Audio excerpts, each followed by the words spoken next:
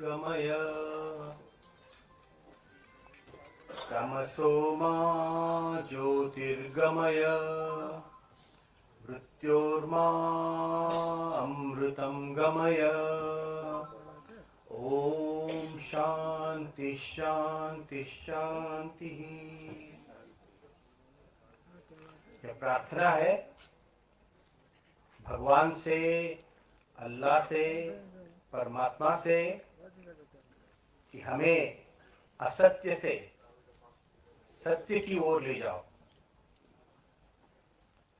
अंधकार से रोशनी की ओर ले जाओ और मृत्यु से अमरत्व की ओर ले जाओ।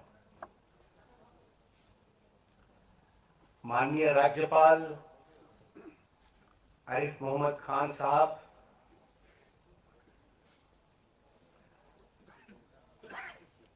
मेरे मित्र रफीक भाई, हाफिज भाई, जुबैर भाई, मंच पर आसीन सभी मान्यवर, आप सबको मेरा प्रणाम। मुझे बहुत खुशी हो रही है कि आज के इस पावन कार्यक्रम में मुझे बुलाया गया है।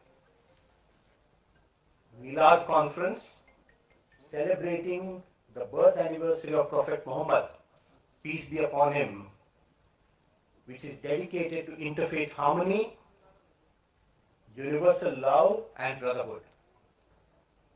मैं सबसे पहले Minaj interfaith and welfare foundation और इंडिया इस्लामिक कल्चरल सेंटर इनको बधाई देता हूँ। उन्होंने इस महत्वपूर्ण कार्यक्रम का आयोजन किया है। मुझे खुशी इस बात के लिए हो रही है कि कई सालों के बाद मैं आरिफ मोहम्मद खान से मिल रहा हूं और उनके प्रति वे किसी भी पद पर हो, पद पर न हो, I have always held him in very high respect for his scholarship. Scholarship not only about Islam but about every religion. और जब कभी मैं मिला उनसे कुछ ग्रहण करके ही आया। दूसरा कारण है कि मिन्हाज के प्लेटफॉर्म पर मैं फिर एक बार आया हूं। रफीक भाई, जुबैर भाई, हफीज भाई, इनके साथ वर्षों से मैं इंटरफेथ हार्मनी के लिए और भी कुछ अच्छे काम के लिए मिलकर काम करता आया हूं।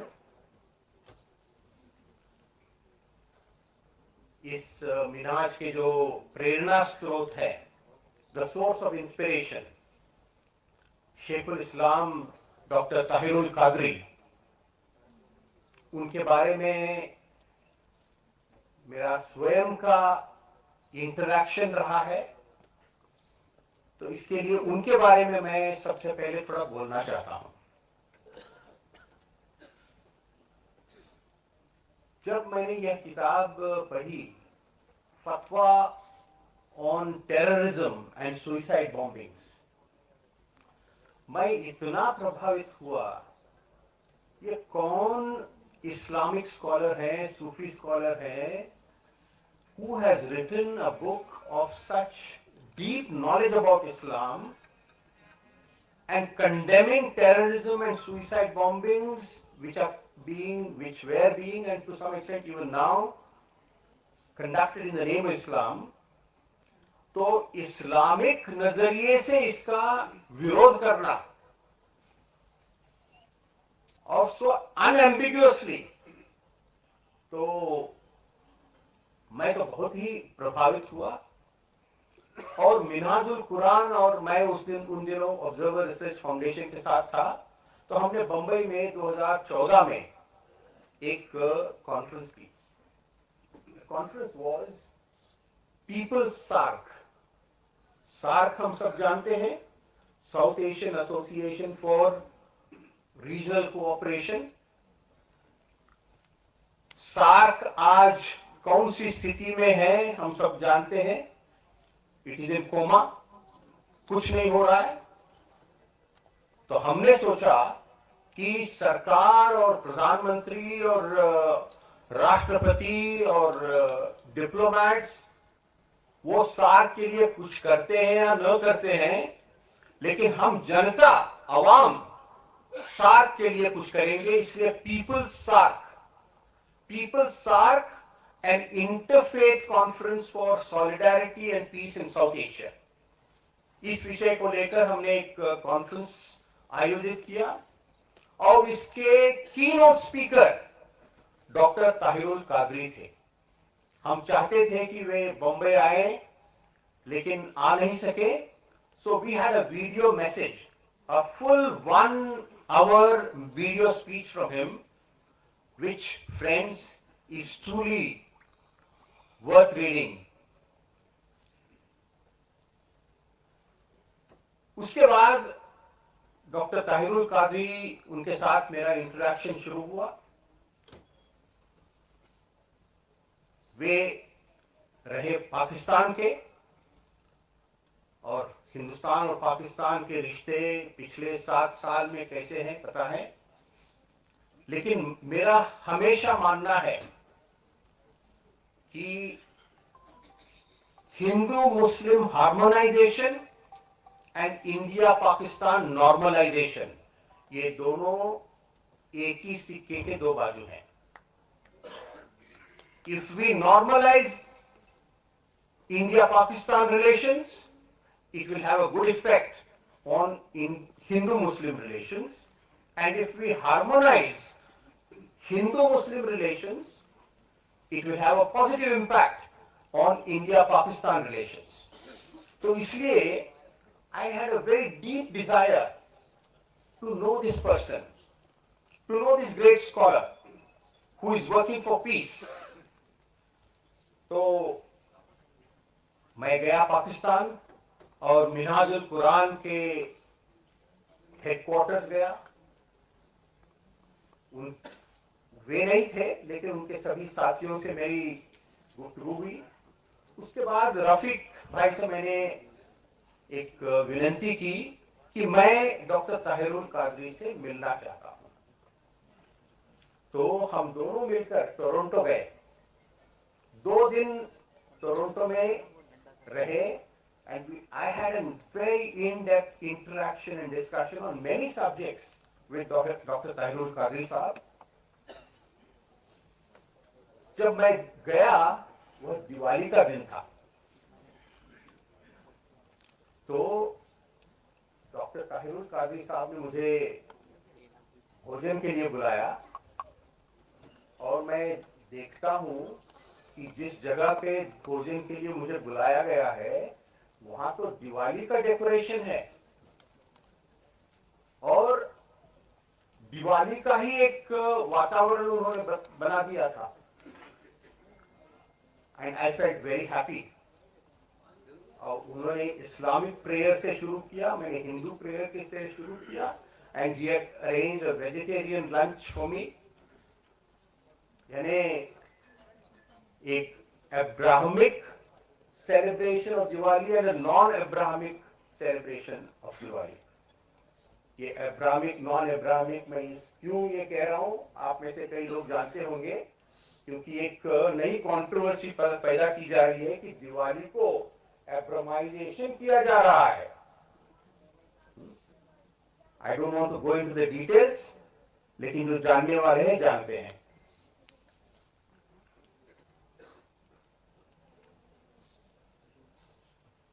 उसके बाद उनकी 2 किताबें, फतवा on terrorism and suicide bombings. तो डॉक्टर ताहिरुल कादरी साहब ने मुझे कहा कि मैं चाहता हूं कि ये हिंदुस्तान में इसको पब्लिश किया जाए। तो मैंने कहा कि मैं इस जिम्मेदारी लूंगा। तो उन्होंने कहा कि आप इसका इंट्रोडक्शन लिखिए। तो मैंने इसका इंट्रोडक्शन लिखा, वो पब्लिश भी हुआ। उसके बाद उनकी दूसरी किताब, जिहाद, द ट्रू मीनिंग ऑफ जिहाद, व्हाट जिहाद इज एंड व्हाट जिहाद इज नॉट, तो उन्होंने कहा कि इस पर भी, इसका भी हिंदुस्तान में पब्लिकेशन किया जाए. So we did it, and he asked me to write the introduction to even that book. तो मैंने जब पढ़ा जिहाद क्या है, क्योंकि जिहाद is one Islamic term which is most misunderstood and most misrepresented. लेकिन उसके वो पढ़ने के बाद मैंने मेरे इंट्रोडक्शन में लिखा है कि this is true jihad. I have no hesitation in saying that I am a jihadi. और मेरे इंट्रोडक्शन में मैंने ये भी लिखा कि जिहाद और गांधी जी का सत्याग्रह इनमें समानता है. जिहाद is self purification, self-cultivation, removal of all the impurities in oneself. That is true jihad. There is a different kind of jihad, but that is a lower jihad, which is to be exercised only in exceptional circumstances. मैं कई वर्षों पहले मैं south Africa गया था, Durban गया था, and I went to the office of Natal Congress, where Gandhi ji worked. और इस नताल कांग्रेस के बिल्कुल ऑफिस के बिल्कुल सामने एक मस्जिद है. तो मैं मस्जिद गया तो मस्जिद के लोगों ने मुझे कहा कि गांधी जी कई बार मस्जिद जाया करते थे और जिहाद के बारे में डिस्कशन होती थी और जिहाद का उन्होंने अध्ययन किया और उसके बाद उन्होंने सत्याग्रह का कॉन्सेप्ट साउथ अफ्रीका के सामने, दुनिया के सामने लाया. So the similarity between satyagraha and jihad, we need to bring out the true meaning of these things if we want interfaith harmony.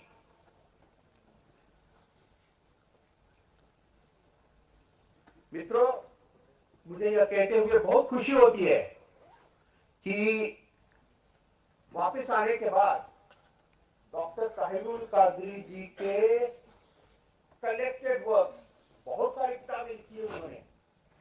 मैंने वो पूरा सेट प्रधानमंत्री नरेंद्र मोदी जी को भेजा और एक पत्र के साथ कि ये ऐसे बड़े शख्स के हैं, स्कॉलर के हैं, you should invite him to India. You please get someone to read this and tell you the gist of it, but also invite him to India because he can be a good ambassador for Hindu-Muslim understanding and also India-Pakistan understanding. और मित्रों, जब 2018, 17 या 18 में global सूफी conference हुई 16, so Dr. Tahirul Qadri was indeed invited to India. और मुझे अजीत डोवल साहब ने फोन करके कहा कि आपने जो किताबें भेजी है बहुत अच्छा है. He appreciated it. मित्रों, आज सर्वधर्म समभाव के लिए सर्वधर्म संवाद की आवश्यकता है. For interfaith harmony, we need interfaith dialogue. इसलिए मैं इनको बधाई देना चाहता हूं. खुदा एक है, उसका नाम कोई भी हो. खुदा एक है इसलिए उसके सभी क्रिएशन भी एक हैं, सब बंदे एक हैं. उनमें विविधता हो सकती है लेकिन विविधता के बावजूद उसमें एकता है. खुदा तक पहुंचने के लिए रास्ते अलग अलग हो सकते हैं लेकिन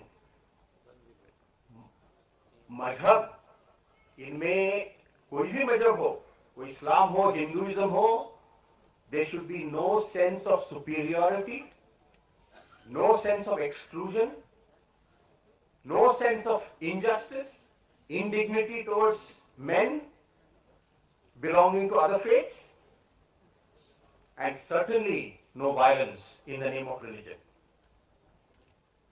जब मैं ये बातें कहता हूं, गवर्नर साहब,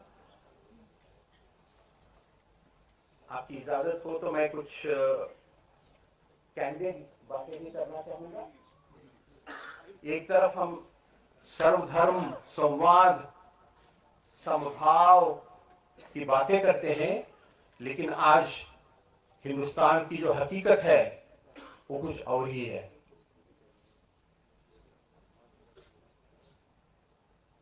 मैं हिंदू हूं और हिंदू होने का मुझे अभिमान है, दुराभिमान नहीं है लेकिन अभिमान है। लेकिन मैं बहुत चिंतित हूं कि आज हिंदुस्तान में हिंदू समाज का एक तबका वो मिलिटेंट होते जा रहा है और मुस्लिम समाज इनसिक्योर महसूस हो रहा है, महसूस कर रहा है। Muslim history and heritage is being made invisible or is sought to be made invisible. मुस्लिम शहर और स्टेशन और उनके नाम बदलना और कुछ कुछ हो रहा है। इतना ही नहीं, इनोसेंट मुस्लिम्स पर अटैक्स, वायलेंट अटैक्स, लिंचिंग, ये कहां की संस्कृति है? ये क्या हिंदू संस्कृति है, हिंदुस्तानी संस्कृति है?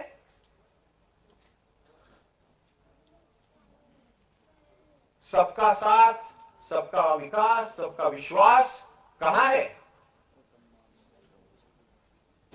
और तो और राष्ट्रीय स्वयंसेवक संघ के सरसंघचालक डॉक्टर मोहन भागवत, उन्होंने खुद कबूल किया। एक प्रोग्राम हुआ था, एक मेरे मित्र है, उनके किताब का विमोचन था, ख्वाजा इफ्तिकार साहब। तो उस विमोचन के कार्यक्रम में डॉक्टर भागवत जी ने स्वयं कबूल किया कि मुस्लिम भारत के मुस्लिम, उनमें अविश्वास है और अलगाव, एलिनेशन बढ़ रहा है। क्यों हो रहा है? क्या इस पर इंट्रोस्पेक्शन की जरूरत नहीं है? क्या इस पर सेल्फ करेक्टिव एक्शन की जरूरत नहीं है? मैं इस पर ज्यादा बोलना नहीं चाहता हूं, लेकिन मेरे मन में दर्द है, मेरे दिल में दर्द है। हिंदुस्तानी होने के नाते और हिंदू होने के नाते मेरे मन में दर्द है। और मैं चाहूंगा, आप राज्यपाल हैं, एक बहुत ही बड़े पद पर हैं, एक कॉन्स्टिट्यूशनल पद पर हैं, और इसलिए मेरा आग्रह है कि आप इस दर्द को उन तक पहुंचाइए जो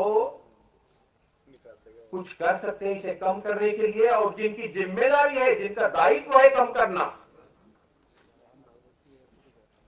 अंत में मित्रों, मैं एक 4-5 सुझाव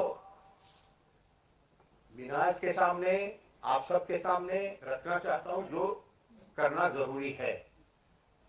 एक बहुत अच्छी बात हुई है पिछले दिनों, हमारे वजीर आजम रोम गए, रोम के बाद वेटिकन गए और हिज होलीनेस पोप फ्रांसिस उनसे मिले,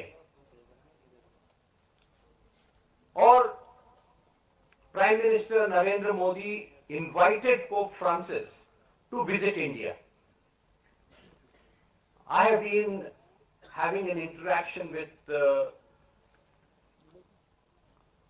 Vatican for quite some time, और कई सालों से मैं कहते आया हूं, लिखते आया हूं कि India should invite Pope Francis to, the Indian government should invite Pope Francis to India, because I believe and I regard Pope Francis as one of the moral conscience keeper of humanity. वो सच्चे दीनी आदमी है।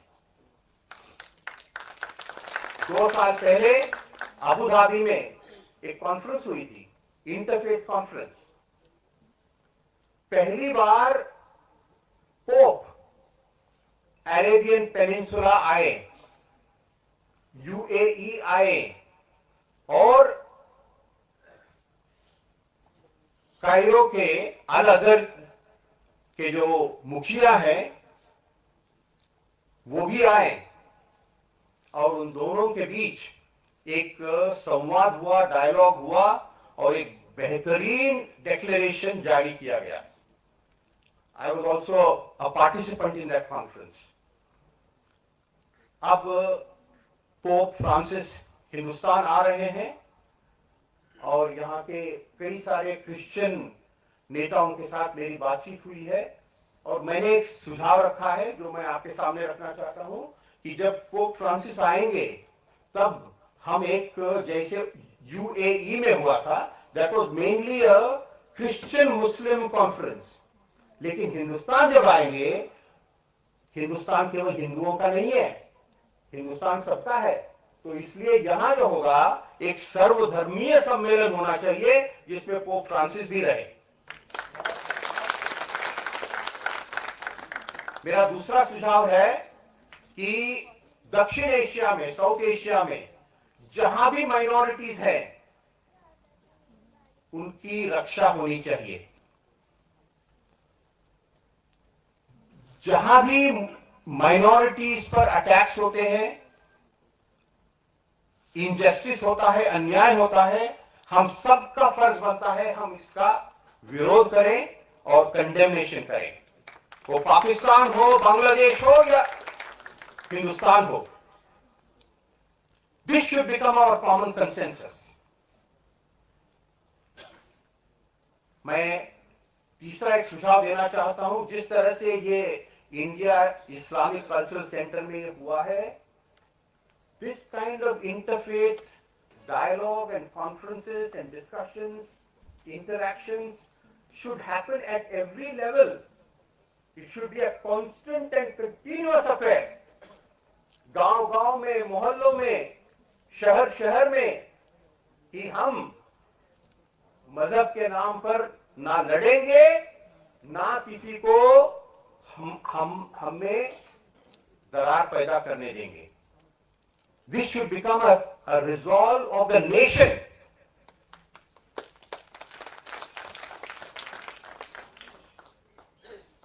मेरा और एक सुझाव है कि हम किसी भी पार्टी, हम अलग अलग पार्टी के सपोर्टर्स हो सकते हैं, ये हमारा कॉन्स्टिट्यूशनल अधिकार है, हिंदुस्तान एक डेमोक्रेसी है, लेकिन कोई भी पार्टी मजहब को पॉलिटिकल एडवांटेज के लिए, इलेक्टोरल एडवांटेज के लिए उसका इस्तेमाल, उसका दुरुपयोग करने नहीं देना चाहिए। वो हिंदुइज्म हो, इस्लाम हो या कोई भी हो, वी मस्ट फॉरबिड, ये जनता की आवाज होनी चाहिए कि we must forbid every political party from misusing the name of religion, sentiments of religion for electoral benefits, political benefits. आखिरकार मैं यही कहना चाहता हूं कि हम सब हिंदुस्तानी हैं, तो हिंदुस्तानियत और इंसानियत इनको हम मजबूत करें तो हमारे सभी सवालात वो हल हो जाएंगे and we will be able to create a great nation, a prosperous nation, a harmonious nation, a peaceful nation, if we adhere to these two things, इंसानियत, हिंदुस्तानियत। बहुत बहुत धन्यवाद। जय हिंद, जय जगत।